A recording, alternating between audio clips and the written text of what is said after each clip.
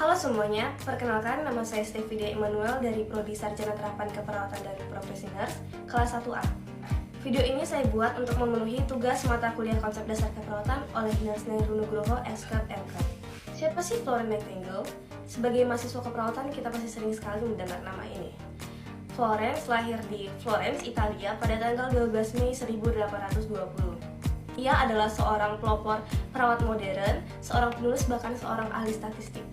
Awalnya, keinginan Florence Nightingale untuk terjun ke dunia keperawatan ditentang keras oleh ibu dan kakaknya.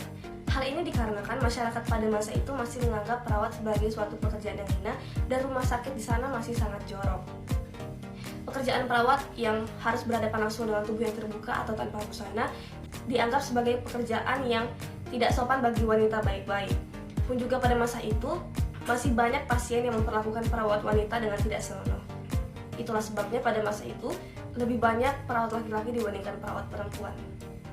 Walaupun ditentang keras oleh keluarganya, namun Florence Nightingale tetap bersikeras untuk pergi ke Jerman untuk mendapatkan pelatihan keperawatan oleh biarawati di sana selama 4 bulan. Sekembalinya dia ke Inggris, Nightingale mendapatkan pekerjaan sebagai seorang pengawas keperawatan di rumah sakit kecil di London. Rumah sakit ini hanya menerima pasien yang beragama Katolik, sehingga Nightingale mengancam bahwa ia akan mengundurkan diri dari rumah sakit ini apabila rumah sakit tidak mengubah peraturannya. Sehingga komite rumah sakit tersebut mengubah peraturannya agar pasien beragama lain selain Katolik seperti agama Yahudi dan lain-lainnya boleh berobat ke rumah sakit tersebut. 1 tahun berjalan, terjadi peperangan di semenanjung Crimea, Rusia.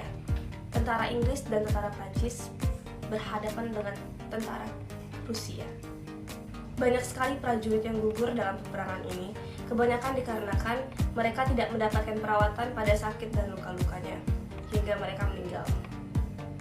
Hingga pada suatu hari, seorang wartawan bernama William Russell membuat berita harian mengenai bagaimana para prajurit di sana terluka dan tidak ada yang mengobati.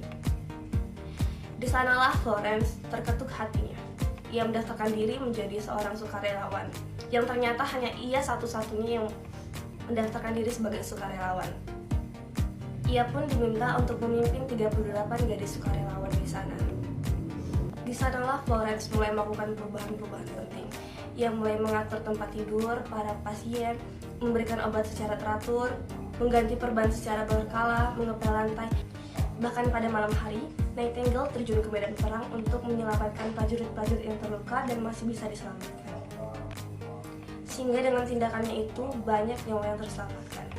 Semenjak saat itu, ia dijuluki sebagai The Lady with the Lamp, atau kalau kita terjemahkan ke dalam bahasa Indonesia, berarti bidadari berlampu. Florence mendapatkan dana yang sangat besar dari masyarakat Inggris. Sebagai ucapan terima kasihnya telah menyelamatkan banyak nyawa.